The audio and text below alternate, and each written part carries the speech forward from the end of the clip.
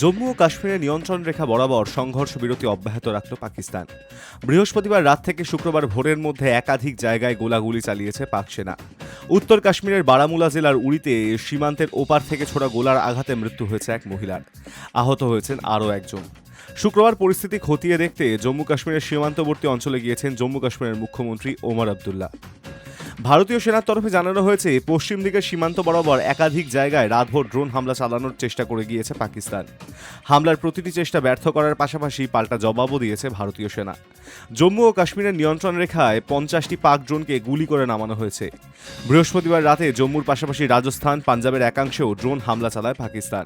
ছুটে আসে একের পর এক ক্ষেপণাস্ত্র, মর্টার। পাকিস্তানের হামলা শুরু হতেই ওই তিন রাজ্যের সীমান্ত লাগোয়া এলাকায় বন্ধ করে দেওয়া হয় আলো। পাঞ্জাবের রাজধানী চণ্ডীগড়ে বাজানো হয় সাইরেন। গোটা বিষয়টি জানানো হয় প্রধানমন্ত্রী নরেন্দ্র মোদীকে। তাকে ফোন করেন ভারতের জাতীয় নিরাপত্তা উপদেষ্টা অজিত ডোভাল। পাল্টা জবাব দেয় ভারতীয় সেনাবাহিনীও। পাকিস্তানের রাজধানী ইসলামাবাদ, লাহোর, সিয়ালকোটে পাল্টা জবাব দেয় ভারতীয় সেনা। শুক্রবার ইসলামাবাদের তরফে অবশ্য দাবি করা হয়েছে তারা ভারতে কোনো ড্রোন হামলা চালায়নি। তাদের বিরুদ্ধে ভিত্তিহীন অভিযোগ এনে মিথ্যা প্রচার চালানো হচ্ছে বলে অভিযোগ করেছে পাকিস্তান। High news network.